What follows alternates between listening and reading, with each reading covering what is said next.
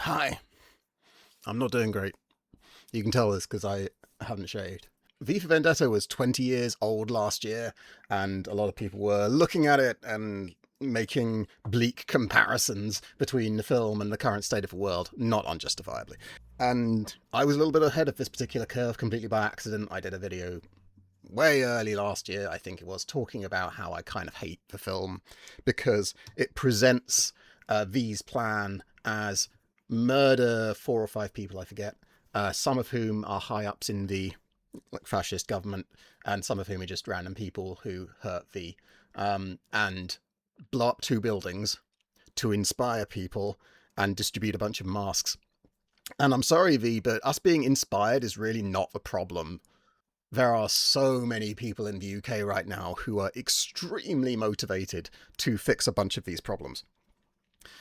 Insulate Britain, Justapol, Extinction Rebellion, Defend Our Juries, like trans rights organisations, the Good Law Projects, there are a lot of people who really care about the problems this country is facing. The problem is decades and decades of neoliberalism and increasing authoritarianism have created a state which is very, very difficult for us to influence because all of our major institutions, political, journalistic, industrial, health, all these things have been captured by a very small number of either rich people or people who are friends with rich people. And they are all motivated to keep things as they are and keep ordinary people out of the running, right? So V blowing up two buildings, killing five people, and inspiring people wouldn't do a whole lot. That's why I dislike the film. But in the sort of re-evaluation that took place last year, one line kept coming up, and it's a line that's really bothered me the entire time. And it's a line that's said by V. People should not be afraid of their governments. Governments should be afraid of their people. And this is a line that's quoted a lot. In any YouTube video about V for Vendetta, people will quote that line. People should not be afraid of their governments. Governments should be afraid of their people. And it's one of the most American things I've ever heard, other than freedom of speech, freedom of speech, freedom of speech. The spirit behind the line is quite interesting. So my immediate reaction to that line is, what the fuck are you talking about? Governments shouldn't be afraid of their people. What is wrong with you? Governments are supposed to serve the people. They are supposed to protect the people. They are supposed to love the people, right? But the thing that line is covering, or the thing that line assumes is true, is that the government and the people are separate, right? And so the problem V is identifying is not that the government isn't afraid enough of the people. The problem that V is identified is the government and the people are separate. But the problem with the film is it really skips past that part. It just takes as true that the government and the people are separate. It accepts the worldview of the neoliberal hegemony we're fucking in against our wills and just goes, well, if the government was afraid of the people, that would fix it. No, it fucking wouldn't. Apart from everything else wrong with that sentence, people who are afraid do not make good decisions. See 9/11. In an ideal world, we wouldn't have a government. Of course I think that. I'm an anarchist. Or at least a government in the way we currently see them. I mean, to be fair, that's true, whatever the case. Government in the way we currently have it is fundamentally broken and needs to be rebuilt from the ground up. That's not happening unless we do manage to finally, galvanize people, but fuck me, that's a whole thing. But if we were to try and keep government around in the same sort of way we have it now, we need to fix this fundamental problem, and that is that the people who make decisions about our lives are really, really separate. They do not understand what the problem is. And you can really tell this from the current Labour administration in the UK. Their entire pitch to the nation was, everything will be fine if you just have the adults back in the room, if you get rid of the Tory psychodrama, if you get competent people back in government rather than Liz Truss, Boris Johnson, Rishi Sunak. Theresa May to a certain extent, David Cameron to a certain extent, George Osborne definitely. Well, anyway, leaving politics to the side as much as we can in video literally about politics. The pitch to the nation that Keir Starmer and his allies made was, the systems we have are fine, it's just we need to replace a bad individual with a good individual. We need to replace Rishi Sunak with Keir Starmer. And they have been very surprised by the fact that this hasn't helped. And this is because all the people making those particular decisions fundamentally believe in this idea that we have the perfect government system, we have the perfect system of capitalism. And so, because we have the perfect system, because everything works currently, fundamentally right now everything works, it's just we've had the Tories in charge for 14, 15 years. And so, like, of course things are a bit rubbish, but like, when we get Labour back in charge, things will fix themselves. How will these fix themselves? Keir Starmer, Morgan McSweeney, etc. Well, they'll fix themselves, because we'll be in charge. We'll fix everything. How? Shut up. People should not be afraid of their governments. Governments should be afraid of their people. It's a line that's quite fascinating because it sticks with people because it plays this linguistic trick of taking the state we are currently in, which is things are very, very bad right now, and we don't know how to fix them. And the way we are told we can fix them is by voting in general elections, and that manifestly is insufficient. But we have also had many, many years of governments introducing laws that crack down on protests, violent and otherwise. And so all of our usual routes to effect change are either completely ineffective, voting in general elections, or punished disproportionately. See the anti-protest laws that Boris Johnson brought in and Keir Starmer doubled down on and made worse. It's now a crime to, I think, climb on statues of World War II people. I should check that, but I won't. Nah, I can't check. This measure will criminalise the act of wearing or otherwise using an item, for example, of a face covering that conceals theirs or another person's identity when in the area police have designated. This measure will criminalise the act of climbing on the most significant war memorials in our country, such as the Cenotaph. The offence will carry a maximum penalty of 3 months' imprisonment, a £1,000 fine, or both. It will grant the Home Secretary the power to include other monuments of national significance within the scope of his new offence. This will include the statue of Winston Churchill in Parliament Square. I think it was Thoughtslime that said, when all you have is a state, everything starts to look like a crime. Climbing on the statue of Winston Churchill, this massive problem that this country has. Oh yes, you can't walk down the street without seeing hundreds of people climbing on top of a statue of Winston Churchill. Oh my god. Anyway, people should not be afraid of their governments. Governments should be afraid of their people. I like the idea that takes place one step before it. I like that it acknowledges. Problem is, it doesn't acknowledge this idea that the government and the people are separate, and that is a problem. It treats it as a natural fact of the way we currently live, and it's bad. The film thinks it's bad that the government and the people are separate, but it is really laser focused on this idea of repression and fear. Like, the government in V for Vendetta is a fascist dictatorship, and those are bad. On balance, when you look at the pros and cons of fascist dictatorships, there's more in the cons column, right? I feel like that's fair. But if you took the government of V for Vendetta and you removed the fascism, which is hard to do, if you made them a centrist government, it would still be really bad.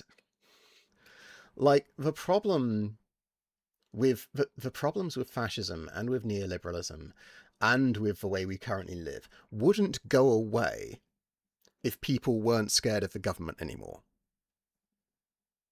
If you took Adam Sutler's government from V for Vendetta and he had a massive change of heart and is like, we're not going to imprison people for being gay anymore, we're not going to criminalise atheism and all the other fucking 2000s things we were worried about, like, we're just going to behave like a normal government and not imprison people at random, we're not going to have the curfews, we're not going to have the fingermen, etc, etc, etc. Like, it would still be a really, really, really, really bad government, despite the things that V complains about in the film having gone. We would still have this really fundamental problem of the government and the people are separate. And when the government and the people are separate, the government don't live in the real world because, spoiler alert, we live in that. And when they don't live in our world, they don't have problems like 6-month waiting list to see a doctor. They don't have problems like just our entire infrastructure falling apart. Everyone's jobs suck. No one's making that much money. People who own their homes are like doing a bit better, but not by much. It feels like they're doing really well if you don't own your home. And then if you do own a home, congratulations. That is a really big milestone. You are now more secure in your life. You're not at risk of being kicked out on the street at very short notice and paying twice the amount that the person that owned that home would. Like, it's cool if you own your home, but you're still not necessarily doing actually well unless you own really significant assets, right? And all of our media are telling us we can't possibly do anything different because that will be being communist or whatever. And we can't possibly tax the rich because the rich will run away and take their assets, so we can't do it. No, don't try taxing the rich. Don't do it. Don't try it because it will be bad. Don't look at how much money I make. There was an episode of Yes Minister, 1980 to 1988.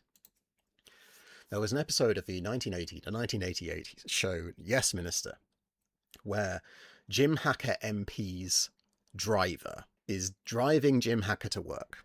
Jim Hacker is the Minister for Administrative Affairs, which is quite a funny joke that I didn't get when I first listened to it. The driver says, the problem with the health, education and transport services is that everyone in charge goes to private hospitals and sends their kids to private schools, and goes to work in chauffeur-driven cars. A way to fix that would be to have Jim Hacker MP and Sir Humphrey Appleby, his permanent secretary, go to work on a number 27 bus. And Jim Hacker says, oh, that's quite ridiculous. We have quite enough to do as it is without spending an extra hour a day waiting at bus stops. And the driver says, well, yeah, you'd have to make the bus service more efficient, wouldn't you? And Jim says, yeah, we certainly would. And the driver says, yeah, that was what the guy on the radio was saying. And that quote makes me feel quite sad now, because Yes Minister was a very big show. Margaret fucking Thatcher was a fan of it. I have the tape cassettes when I was young. Stop Laughing Zoom. And I'd listen to them all the time. And on the back of one of the cassettes, like the quotes from famous people they have when we're trying to persuade people to buy it, because apparently that influences people. One of them was from Margaret fucking Thatcher. And she liked it because it presented everyone in government as fundamentally selfish, and that the civil service would never do anything because they were absolute like administrative stasis deadlock stuff. And in fact, she didn't like that, and so she did some things. But it's really sad because we knew this was a really serious problem in the 1980s, and here we are 40 years later with the exact same problem. This has been a really big problem the entire time I've been alive. And one of the reasons it continues to be a problem is we are presented with a series of solutions that would not fix the problem by people who have a vested interest in keeping the problem around. We are told that Brexit will fix the problem. We are told that cracking down on immigration will fix the problem.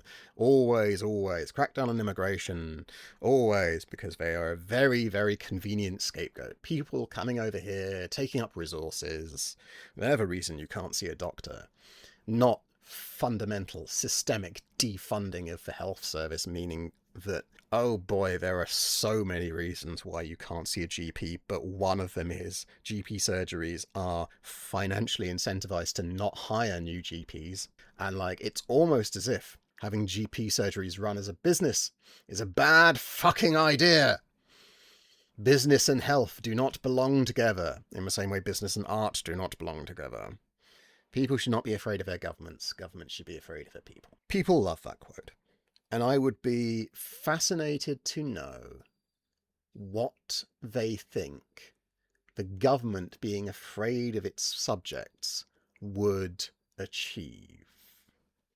Because one of the things it achieves is what's happening in the US right now. We see ICE murdering people on the street.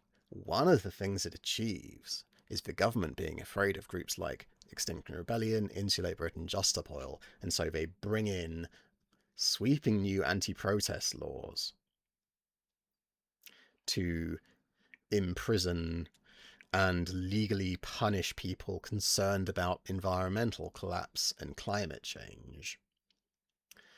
And the way that ends, with governments constantly pushing to the right, as we have been for literally the entire time I've been alive, is a very, very dark place. It ends up with a V for Vendetta situation, fascist dictatorship. And so V saying people should not be afraid of their governments should be afraid of their people, is really just V, my old mate. Like, we got into this situation because governments were afraid of their people.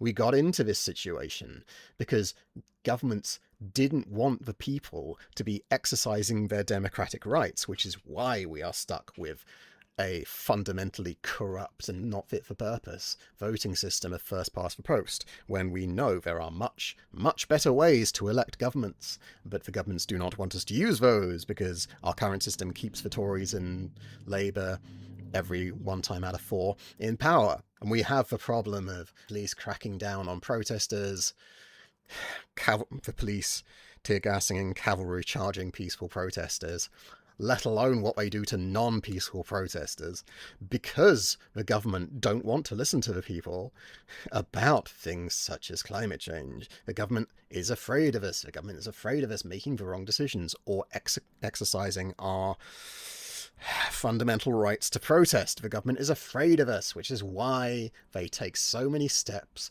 to clamp down on all forms of protest, but increasingly peaceful protest. The government see a tool we can use, such as causing public disruption, which is peaceful protest, and they go, "Oh no, that's a bit too effective. We're going to take that away. We don't like you doing that." People should not be afraid of their governments. Governments should be afraid of their people. It's so wrong as an idea. People should not be afraid of their governments is the bit of it that's correct. But then turning it around and going, can you imagine if the government was afraid of us for a change? I get why it's a satisfying thought. I get why it's an attractive thought. We are not having a good time right now. And so it can be nice to imagine if our boot was on the government's neck for a change. But the problem is, satisfying though that thought is, it wouldn't actually help that much. It would help a bit, especially in the short term, but it doesn't actually change the problem. And that is because the problem is like so big and so complicated, and it requires us to really fundamentally change a lot of the ways we live. And understandably, a 2-hour film about a man fighting fascism with knives and explosions doesn't really want to get into how we might actually rebuild society by having, if we want to keep a government, single transferable vote systems, by making it so that all press and media institutions have to legally be owned by the workers who work there and cannot be owned by billionaires, even as a billionaire can't even own shares in the thing. There can't be shares in the thing. It has to be a workers' cooperative, and government institutions can't own media companies, but neither can companies or corporations or rich people. They have to be owned by the people that work there, right? It's not reasonable to expect a film to get into that. But the problem is, by taking this very short, quippy, and wrong, to quote Ian Dansky, sentiment like people should not be afraid of their governments, governments should be afraid of their people, you give people this, can you imagine if we just inspired people enough to rise up against the government? Like, yeah, that would be great. What you do in that film, my old mate, would not do that.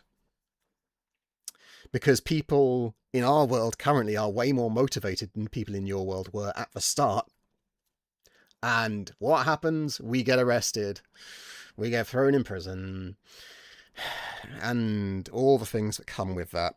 And that's before we get to all the systemic problems like systemic racism, ableism, transphobia, sexism, the plague of fucking social malaise which results in chronic shoplifting, SA and worse being basically decriminalized because our criminal justice system is completely shot at this point. The problem at the moment is not that people don't care or want to change. The problem at the moment is just huge. And so I can't do anything but look back on V for Vendetta and see it as anything other than incredibly naive.